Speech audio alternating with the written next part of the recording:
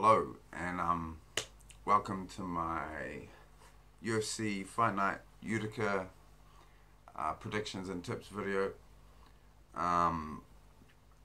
Pretty simple with the picks today. I'll rip into that shortly. A few other things to get into.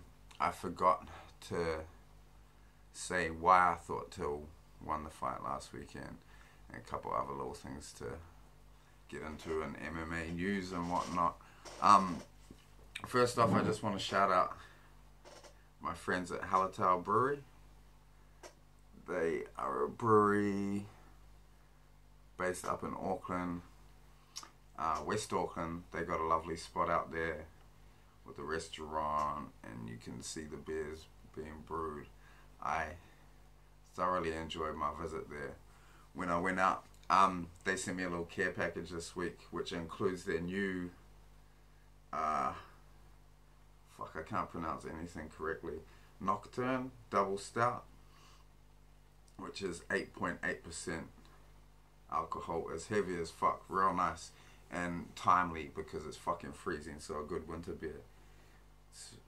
I don't know what the fuck IBU is, maybe I should find out, but it's 45 IBU, so that's gotta be good. It's the raw and unprepared state, the soul in the dark. Holy shit, that's dramatic for a beer, but yeah, it's fucking delicious, and all the other beers are great as well. I usually try and get my videos done in the daytime because if you're lit up by the screens, you look like a fucking chronic masturbator, and that can't be up. But I promise I'm not. I'm too old for that. My libido is fucking worn out, so don't worry, I ain't been masturbating. I just been studying fights and drinking stout. So with that, let's get into the picks. Obviously I had a shitter last week. Was somewhat unlucky. I thought I should have had bets come in that didn't come in, and yeah, what can you do? It's the fighter's fault, not my picks. But yeah, so this week this week was real suitable for what I wanted to do. So what I wanted to do was get back to basics, look at fighters that I'm supremely confident in winning, not go for the crazy odds. And there was a couple easy picks on this card that really stood out, and there was quite a few that were tempting because of the lines. And then like I kind of looked at them, I was like, well, can I trust that fighter that I want to bet on? And if the answer is no, if I don't have like real solid faith in that fighter, then I'm not betting them for the meantime anyway, till I get my record back up. Then I will probably start doing wild bets again. But yeah, I'll go into those ones that tempted me as well. But the first fight that stood out was Julio Arce versus Daniel Taymor. You can't not bet on a guy named Julio. I don't feel like it's such a great name. But yeah, these guys both had one fight each in the octagon, and if you watch both those fights, there's glaring differences in their performances. Arce got in there against a hard guy, Ige. I remember that fight because of the names, and it was a great fight as well. But yeah, Arce in his debut looked so composed. He looked like a pro, you know. Daniel Taymor, not so much. He had a streak of knockouts, I believe. I believe he hadn't even been out of the first round in his professional career. And he came out headhunting and tired, and in turn lost the fight. Got pieced up a bit by a guy who I don't believe is nearly as good as Arce. So yeah, it'll be interesting to see how Taymor approaches this fight. You got to imagine he won't come out so wild, but irrespective of that, I think Arce is just a way better striker, and Taymor looks like he's in love with the knockout, and he wings heaps of his shots, where Arce's very technical, has amazing footwork. Like, you watch his UFC debut, and some of the footwork he's doing is quite incredible. He's an artist in there, and he's also tough. So he's Arce is hard to get or keep down. He pops back up. Beautiful angles. He seems to really anticipate. So he goes in and you watch him. He reads his opponent, and then starts to begin anticipating their attacks, which is quite an incredible thing to see someone do so well. Like, if you watch, I think you'll find it quite obvious that he's doing that, and that's usually quite a subtle thing, but you see him doing that, and it's quite incredible. Excuse me. He's really good at range. His straight left is really nice and long. Got big power. Constantly reading his opponent. He's got a real nice lead right hook, and he's southpaw obviously, but yeah, and he's real good at getting his lead foot on the outside and then kind of working an angle on his opponent and landing the lead hook on them. His only professional losses are to Byron Boom Kelleher, which is pretty high level competition. I think he's got 2 losses to him, so I wonder if he gets in the UFC and streaks, if they might meet again, because I've never met in the UFC. That could be interesting, depending on what, you know, Kelleher's coming off a loss now, and I feel like Arce's a legit dude, and he's gonna make a bit of a run depending on how he's matched up. Like I said, he looks super experienced and comfortable in there. The footwork's tricky. And he kind of comes in, reads the opponent, starts getting off, and he just gets more and more comfortable and gradually breaks down his opponent, which is what I see happening in this fight with Taymor. Like, saw Taymor get broken down by a guy nowhere near as skilled as Arce. Another thing, he will evade a shot. Like, he'll get out the way, moving his head backwards or sideways, and like come back real quickly with hard shots. So I wouldn't be surprised to see Taymor get dropped, if not just once, maybe a few times in this fight. Taymor, he's coming down to 45 from 55. He looked at 55. He looked like he had a bit of weight he could lose. Like, not fat, but what's the word? Kind of chunky, you know. He's a solid dude. So it'll be interesting to see how his weight cut goes and what he looks like. Just judging from his physique at 55, I'm thinking it's not going to have too much of an effect on him. But I could be wrong, you know. Like, what the fuck do I really know about changing divisions? And it seems guys usually tend to benefit from going up rather than coming down, but we'll see what happens with Taymor and whether that affects his tank, because I think I know his last fight was short notice, I believe, but yeah, his tank looks questionable because of all the energy he expends winging hooks and head hunting. Yeah, he wings wide shots. He's got a real, like, his leg kick looks real heavy, so that's something to be wary of. Yeah, he wastes a lot of energy, tires, and he gets a bit sloppy with his technique. Not that he uses like perfect technique to begin with, you know. You don't see him throw a lot of straight shots or whatnot, but he gets a bit sloppy, but remains quite relentless, keeps marching forward. But I think that will get him into trouble with a guy like Arce. I think the beginning of the fight, Arce is going to use his footwork and his long strikes to keep Taymor at bay. He might have to weather an early storm depending on how Taymor comes out. I think either way that's not going to matter to Arce. Whether Taymor comes out aggressive or not, he's going to take a little while to read him and then start piecing him up. And so I do think, yeah, I think Arce might get him out of there in the second or third. We'll see. Maybe even early in the first, but we'll see what happens. So I drop 6 units on Arce. I stupidly, because they didn't have the odds up on Bet365 for both the Taymor brothers fights, so I put on Sportsbet my 6 units, and then I went and checked 365 again, and then all of a sudden the Taymor fights were up. All the other fights were up previously, but those ones weren't, and they were up, and they were like paying a little more than the Sportsbet one, so I was kind of gutted. 6 units, but you know what, the difference ain't huge, so that's fine. Maybe I don't know, I'm real certain about this fight, so maybe I'll dump some more units on Arce. We'll see what happens. The next fight I looked at was the other Taymor brother,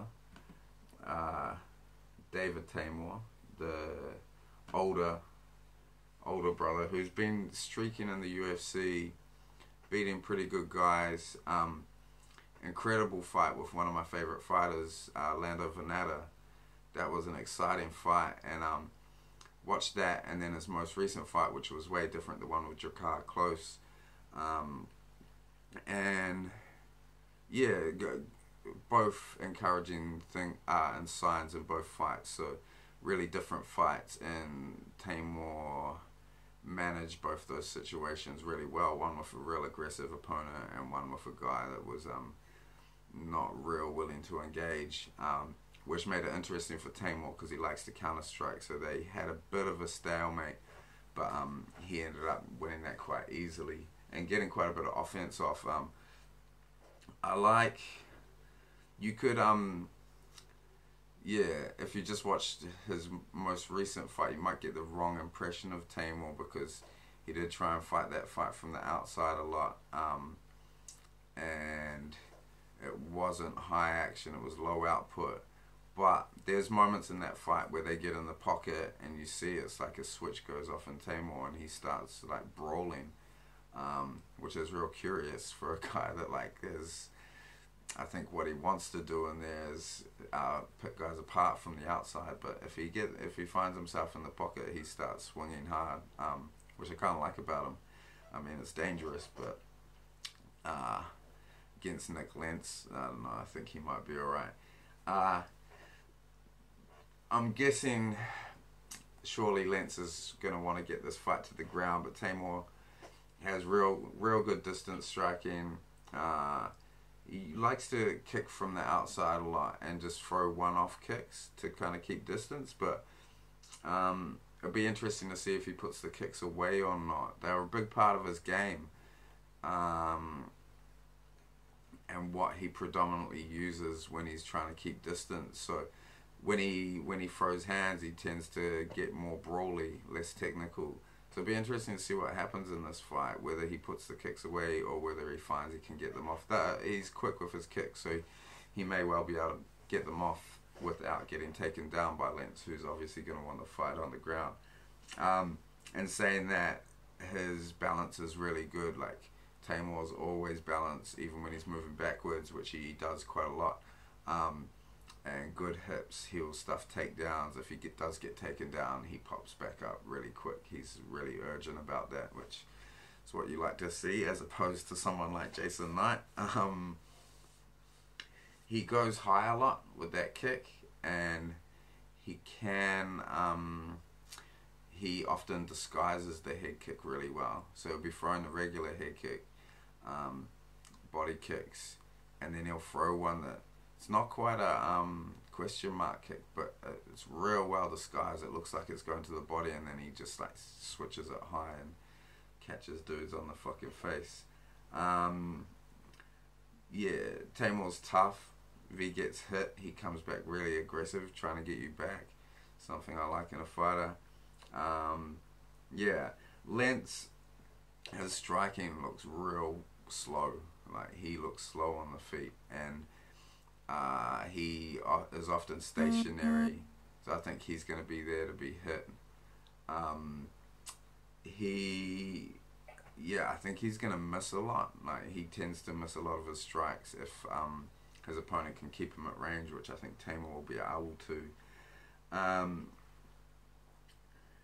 yeah, and that's, I don't have too much to put on Lentz. Lentz is getting older.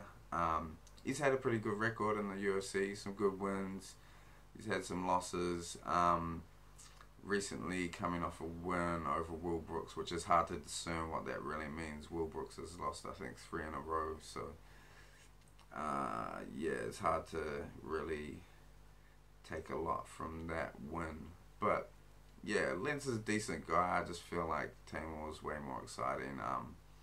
I think Taymor can keep it standing, and on the feet, Lentz is no match for him. So chuck down 4 units on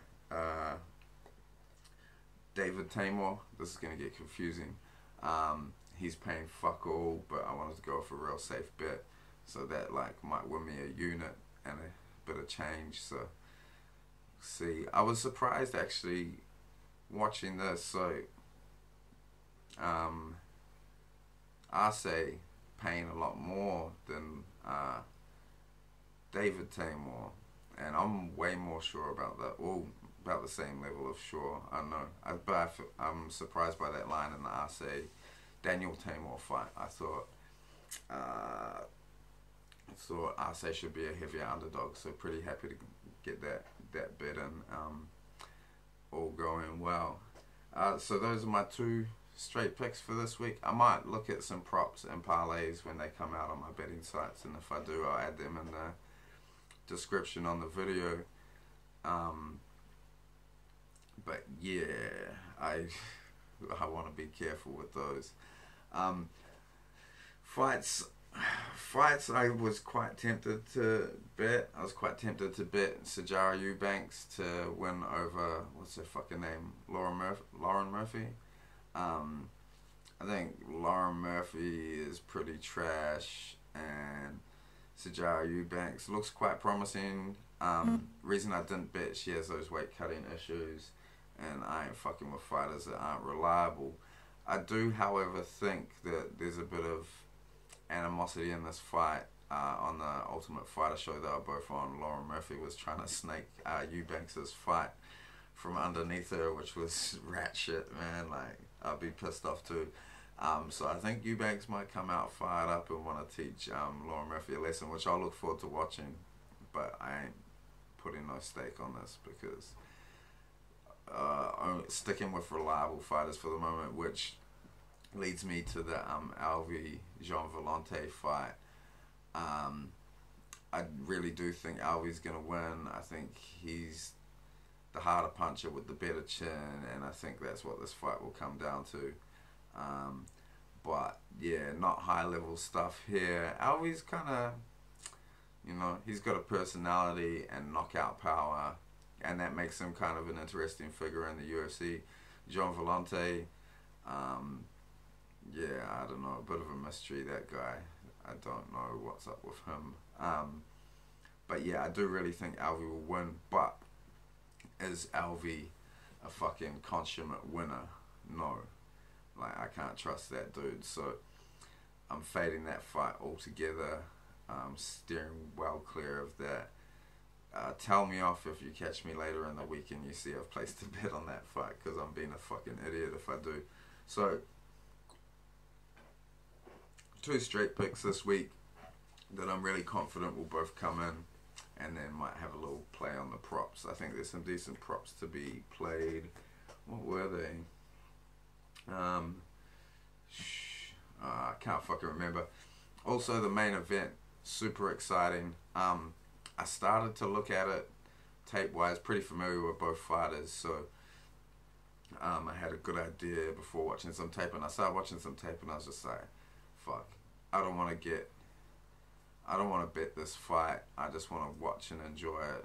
2 super high-level guys in one of the most exciting divisions, or what could turn out to be the most exciting division shortly. And there's a few ways you could go. You could be like, oh, Marlon Moraes is going to get a knockout. But then, I don't know, Jimmy Rivera is a fucking winner. And his trajectory screams title shot. And it's super hard to bet against each guy. Like, you'll find a reason to bet for one, and then you think about the other guy and you're like, oh, fuck that. I don't want to bet on either of these characters. So steering well clear of that. Forgot to talk about some Bellator shit. So I watched the Bellator last week, and still always really, despite what people say about him, and I'm fighting Can, still always really interested to see what MVP does in the cage, because he's just such a entertaining, interesting fighter. Like, he's the human epitome of a fucking snake. Like, he kind of, you know, strikes at people like a snake. It's crazy. And his fight with David Rickles, who's like, I think they put up a thing on the screen that David Rickles he's near the top, or is at the top of most Bellator wins in history, which is pretty crazy. So Rickles is by no means a bum. Like, the dude's got a good record, and he's done some good things and got some good wins. Sorry, my screen just fucked out. I don't know why. I really need that to work as well. That lighting's better though. I should remember that. So yeah, watched that fight, and fucking crazy to see a guy with a professional with a long record of fighting quit in that way. He was just I saw people saying, you know, he quit out of embarrassment, and fuck, it was kind of like that, eh? You saw him come in, and I think he was like, well, I'm gonna play games back with MVP, and that shit didn't work, and he just got fucking cracked a few times and then quit. So that was quite strange. And I don't know, surely it's interesting too. In MVP's post-fight interview, he didn't call out the champion, he didn't talk about a title or anything. So I wonder what he wants. I wonder if he just wants to continue beating up guys he can beat easily. But interesting. News yesterday, I think, the retirement of Michael the Count Bisping. A polarizing fighter in the UFC. I think, yeah, it's real easy to see why people don't like him. But I think I've always liked him. I think he tries to be funny and shit talking. He's not particularly good at it.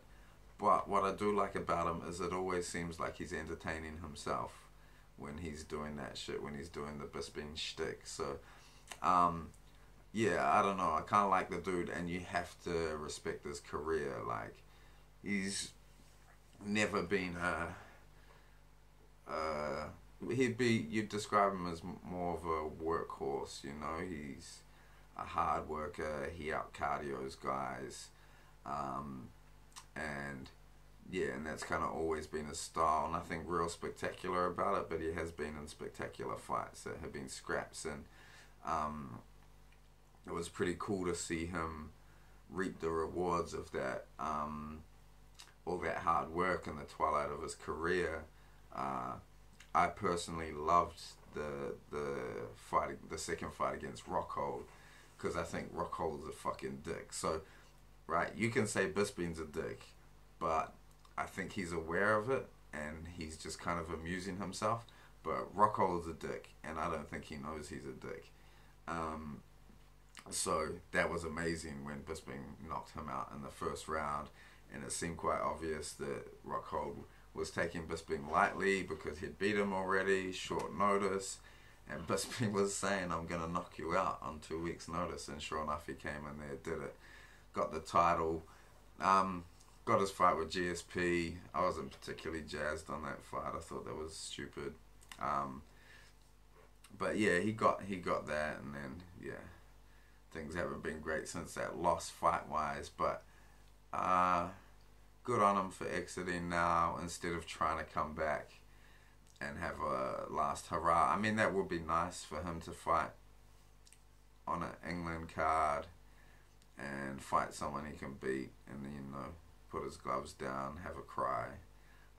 play that stupid fucking entrance song he's had forever, and do it one last time. But good on him for getting out. I think it's, despite like his last 2 fights being losses, I think it's dignified exit, and he's done his thing. He made his mark. Like, no one ever thought he'd be champion. He became champion, reached his goal, and he can fucking, I'm sure he'll be satisfied with that career, proving a lot of people wrong. So best of luck to Michael the Count Bisping. Speaking of British fighters, I realized, and I really intended to, but I didn't go into why I thought Darren Till won that fight. I've seen lots of people talking about it. I've definitely seen way more people say they think Wonderboy won. But, well, I thought most rounds the striking was really close. What is it? Effective striking and grappling is the first, what do you call it? The first area you look at for the judges. So, effective striking and grappling, I thought it was very even, but if you're talking effective, then Till was the only guy who did damage in the fight. I think Wonderboy landed a body shot maybe in the first round that looked like a hard shot, but name another good shot that Wonderboy landed, like that looked like it had any effect. Whereas Till was landing those leg kicks, there was visible bruising, and he did drop him. But even if you wanted to say that the striking was too inseparable to make a decision on, and in the punch stats it has Till outlanding Thompson on, I think, in 3 rounds. I mean, you can't just go on that because it's effective striking, but I still do think Till did more damage with the strike. So personally, I would give it to Till in that criteria. The next criteria is, what is it? Effective striking and grappling. Fuck, I really should have written this down because I can't remember it. But from there you go to, is it effective aggression or something? And octagon control. I think effective aggression, perhaps, which, once again, arguable, but I still think Till was moving forward, controlling the cage. You could make an argument that Wonderboy controls the cage by moving on the outside and getting and evading his opponent, using the gate, exiting. You could make a reasonable argument for that, but I still think Till was the more aggressive fighter. He moved forward heaps. Thompson moved back a lot. Thompson would exit against the cage and move back to center frequently, which is the right thing to do, obviously, but then Till would march him back to the edge of the cage again, and it was kind of rinse and repeat on that. But yeah, I definitely had Till winning. I'm actually surprised that so many people were, like, I think people talking about robbery and shit and being all up in arms about it fucking out of control. Like, if you've got an argument for Wonderboy winning, I'll hear it, and I'll concede that it's probably a good argument. I believe my argument for Till winning is a good argument, but it was too close a fight for anyone to be talking about robberies and nonsense like that. Just way too close. And I think the way the judging works is makes these fights difficult. Personally, I would like to see something that in such a close fight, the knockdown gets rewarded. Like, if there's only one big moment in the fight, or a couple big moments in the fight, then there should be a means by which you can look at those. And because, like, that was the moment of the fight, knockdown in the 5th round. My tea's ready. Yeah, I can hear you, I'm doing a video. Sorry about that. I'm gonna have some curry for dinner, by the way. So yeah, I think there should be a way of rewarding those things. Perhaps I don't know, perhaps getting a knockdown should just be an automatic 10-8, and that would be a way to reward those moments. Yeah, I think if you get a knockdown in boxing, I'm pretty sure you get a 10-8. I could be wrong, because what the fuck do I know? Anyhow, we're at 30 minutes. I'll wrap this up shortly, but what was I gonna say?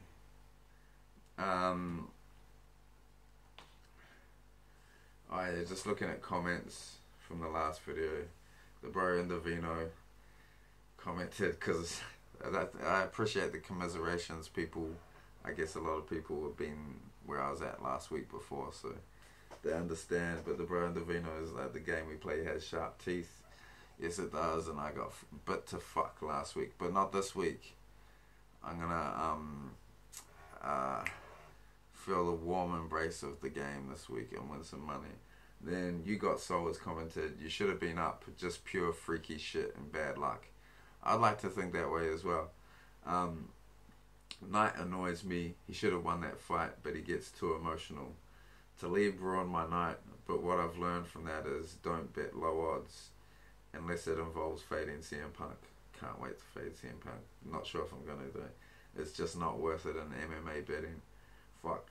I should have read this before I bet my low odds. We'll see how we go this week. I would also stay away from parlays long term, as they're just not profitable. I'm glad Allen won, but feel bad for Mad's backers. They must be gutted. Yeah, congrats to you if you bet Arnold Allen. You fucking snuck one from the jaws of death at the very last minute. So congratulations to you. Fights are on Friday. Friday in America, Saturday here in New Zealand. So looking forward to an early in the week card this week, and I will just looking at something on my phone, sorry. Given that the fights are Saturday, I want to spend some, hopefully I can get all my tape done on Sunday, and maybe we'll aim to have picks and predictions out Monday, Tuesday next week for UFC 225, which is fucking crazy exciting. I got some bet ideas for that card. We'll see what happens. I think Whitaker's a pretty safe bet, and you gotta cash out on the Kiwi boy if he's gonna be paying. So looking forward to that. But Twitter and Instagram, louknux, email louknux@gmail.com. Thank you so much for watching.